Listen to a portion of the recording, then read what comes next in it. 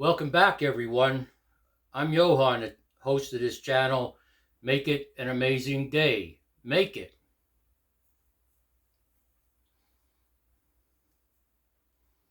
Let's talk about free will. Let's break it down a little bit. I would hope that if you're 20 or older, you realize your choices and decisions have consequences, good and bad, right? I would hope that if you're 20 and older.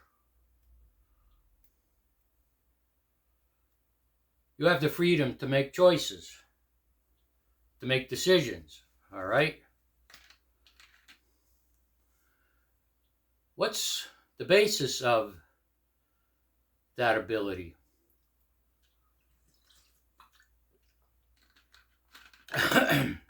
Excuse me. I would say how you were raised, what you were taught by your parents, step parents, or guardians, what they taught you. And then as you get older, based on those teachings, you're able to discern right from wrong and make choices with good consequences. And of course, we're not perfect, so we make bad decisions sometimes. All of us do.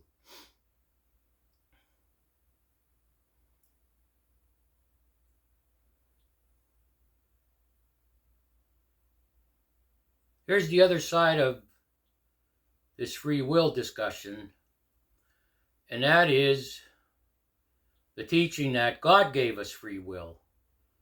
We get our free will from God. God gave us free will to make choices, decisions. And if you think about it, what's coupled to that statement or married to it is this: that even before we were born, God knows all about us. God knows the day, the minute we're going to be born, the day, the minute we're going to die, and God knows everything in between. Everything. God knows if you're going to go through life haphazardly and wind up in hell, or God even knows that at age 32, you're going to repent from sin and follow the path, so to speak.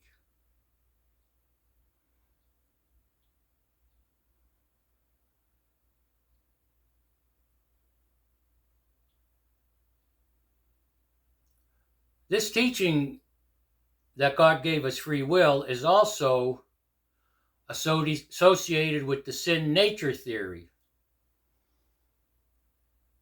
And you might be surprised if you Google what is sin nature theory, the results.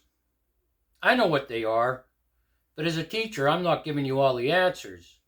Google what is sin nature. When did that theory start? Who pushed it? Is it in the Bible?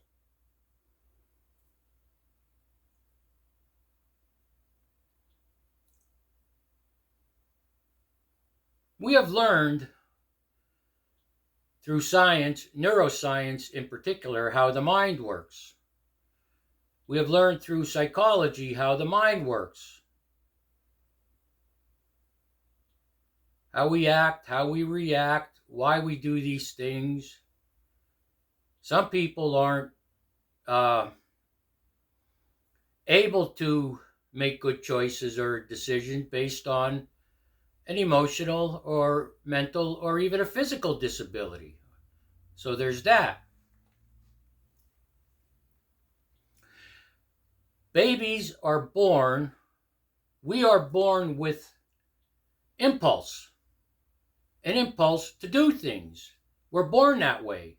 Innocent, I might add. An impulse to do things, to take action, to be curious. And we, as babies, react.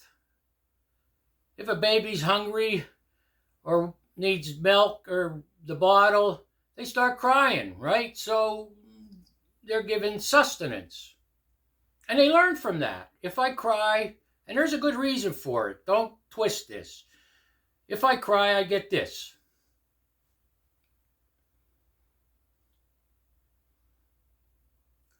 Imagine human beings born with no impulse, no curiosity. We'd be automatons, robots, but we're not born that way. We're curious. We have an impulse to act and react to situations.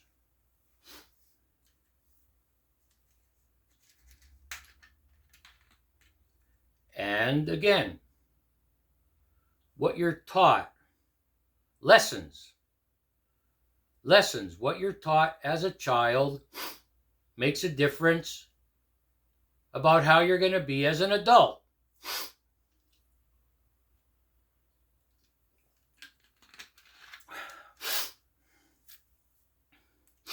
And speaking of children, at some point, and this is no secret, it's not a riddle, as children get older, I don't know, 12, 11, 13, they start to test the boundaries. Now, I think I'm right by saying not all children are mean. I've heard parents say, you've heard this, oh my God, the kid's turned against me now. When the truth is, they're going through this process to develop their character. So their impulse to situations begin to change. Their curiosity changes. Now, if your child's headed toward destructive behavior, inappropriate behavior, whether it's on their own or the result of friends they have, okay, you step in and tactfully correct the situation. Children are developing their personality, their character, their testing. This is part of the impulse and the curiosity, and it's the parents, step-parents, guardians' responsibility to guide them. You know, those parents that say, oh my God, the child turned against me, ah! And then there's other parents that say, guess what Sally did? That's funny. They know.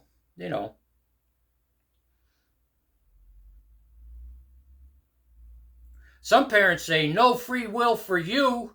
You're going to do what I say, and that's that. No free will for you. You're not allowed to test the boundaries. You're not allowed to be curious. You're not allowed to develop your character or personality. You do what I say. And then they wonder why their kid turns out, in cases, their kid turns out a certain way.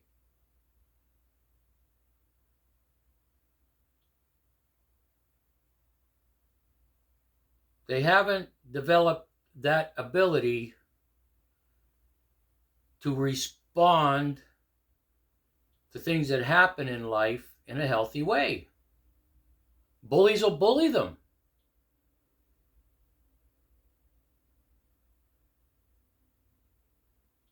They'll follow people down the wrong road.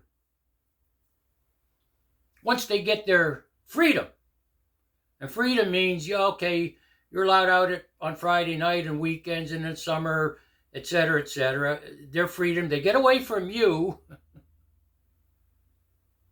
And because you haven't taught them healthy lessons,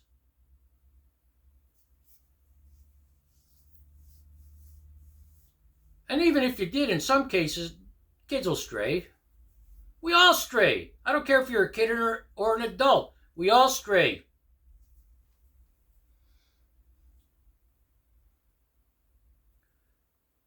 Back to God giving us free will, the sin nature, okay? So that teaching, God gives us free will. We're born with this sin nature. You know, we're never going to do anything right because we have this sin nature. There's no remedy for it, in other words.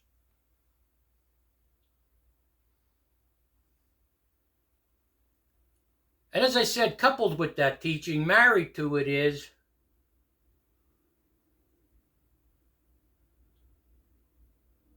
God knows all about us. From the day we're born till the day we die, everything in between, God knows, according to that teaching. God knows if you're just going to be a jerk all your life and go to hell.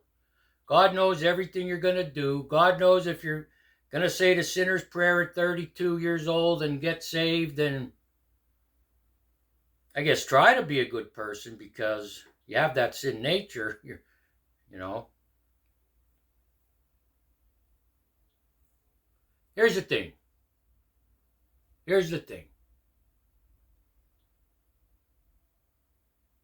When I hear the statement that God knows everything, He knows us before we're born, the day we're going to be born, the minute we're going to be born, the day we're going to die, the minute we're going to die, and everything in between, God knows this.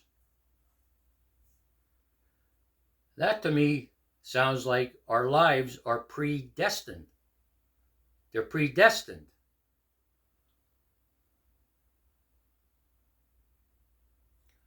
And so, what is the point of free will then? Now I could sit back and say, okay, God knows all about me, day I'm going to be born, day I'm going to die, everything in between. Why is He giving me free will then? Is God saying, I know all about your life, which sounds to me like your life is predestined, but I'm going to give you free will so you could screw it up or make better choices? That doesn't make sense to me. If your life is predestined, that's it. It's set in stone.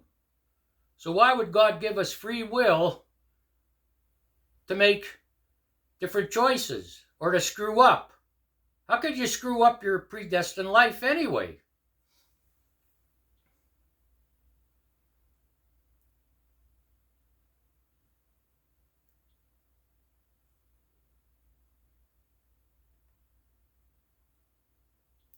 We do have free will in a sense, but it's not free.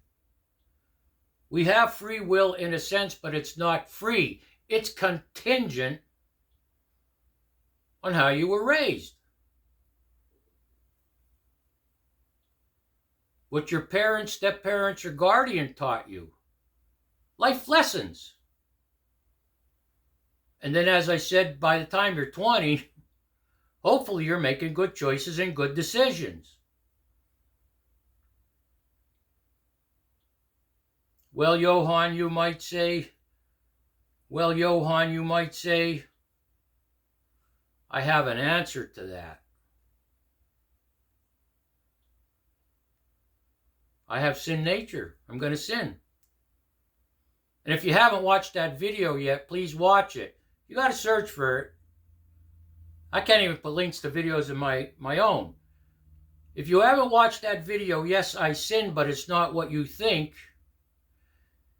And because in many of my videos I talk about origins of words, etymology of words, even origins of statements, quotes, phrases,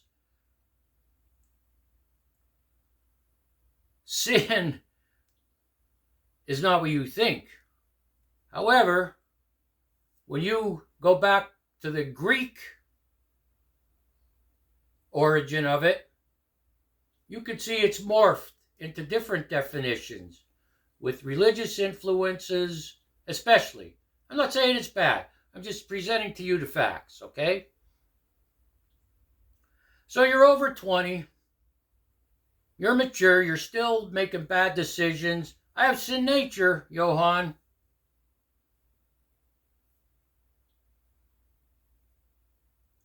Loopholes. I call these loopholes. So if that doesn't work, you could always say, if you're saved, I was doing good, but then I was hanging around a heathen, a pagan, and that influenced me. Oh, we understand how those heathens and pagans are. So there's that loophole. And the greatest loophole is I was doing good, it was the devil. It was the devil.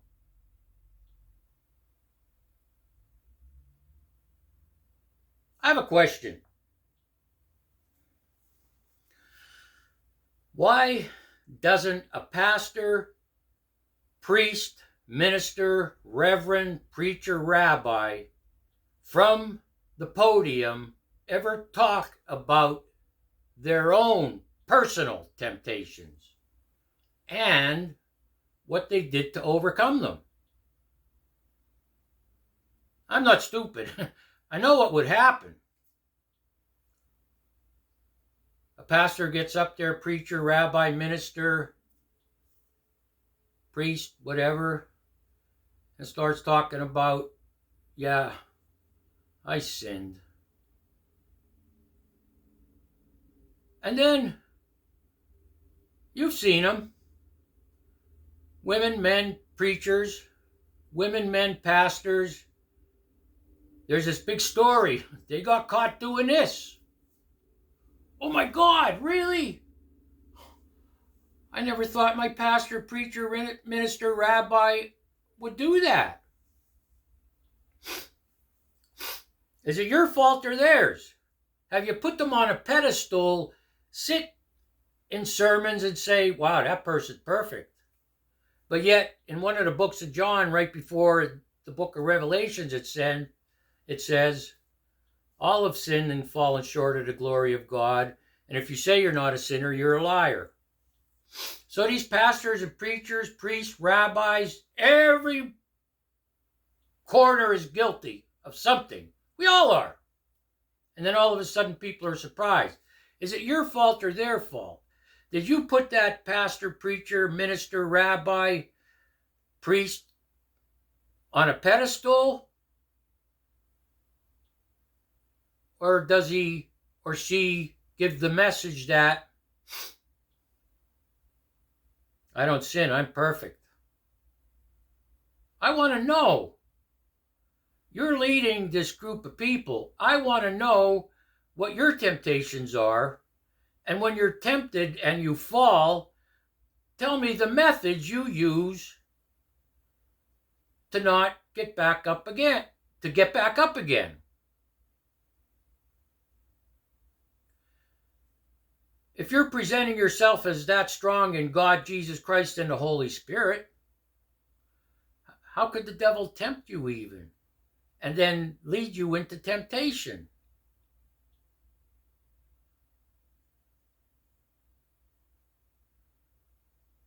And if you've been tempted and went through with the temptation, don't tell me to say, get behind thee, Satan.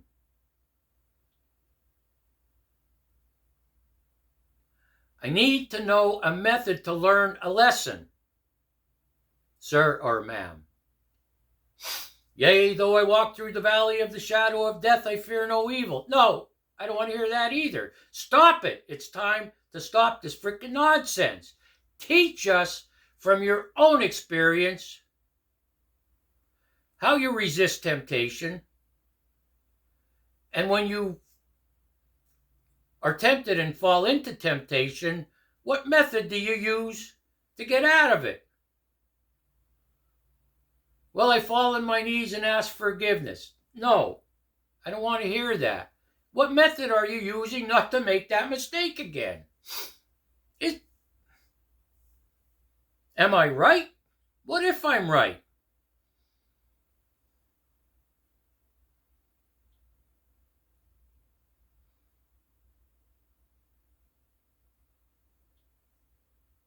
On this channel, we talk about our actions, reactions, overreactions, acting badly, acting inappropriately. Not all the time. We don't do it all the time. We know. We're aware of ourselves. We talk about it, but we also talk about remedies. Remedies. Because I don't want to make that same mistake again, and very important, I don't want to make excuses for my behavior. If you're interested in improving your quality of life, That's what you're going to say. You're not going to make excuses. You're going to say, what's the remedy? You're going to ask that question. What's the remedy? What can I do not to make that mistake again?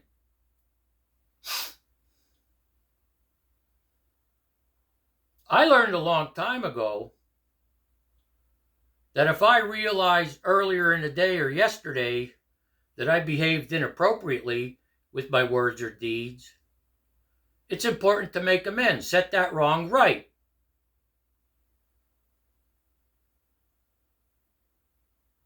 First, you need to realize that you acted inappropriately or spoke inappropriately.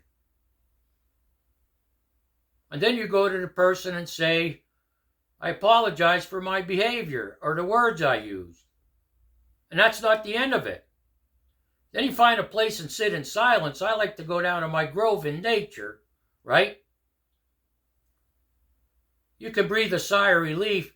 Whew, I'm glad I straightened that out. But you're not going to learn a lesson unless you do this. You look back at the situation again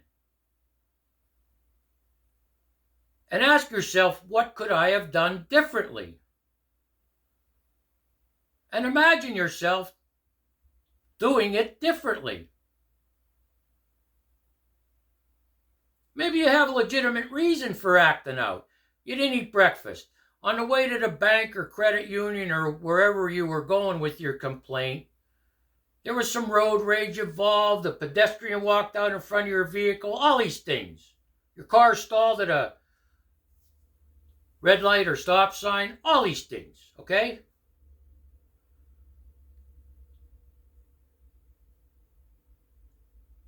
How do you react to those situations? If you realize you didn't eat breakfast, that affects how you act or feel or present yourself. Your car stalls, all these things. Does that mean you have to act inappropriately? No. Why don't you? Because you don't think about these things or you use excuses, the loopholes.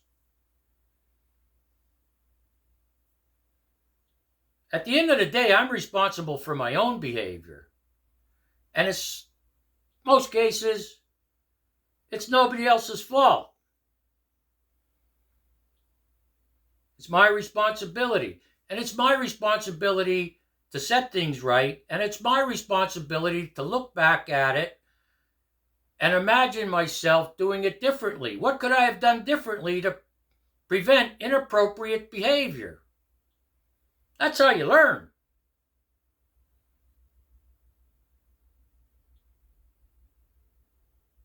And maybe you didn't learn as a child.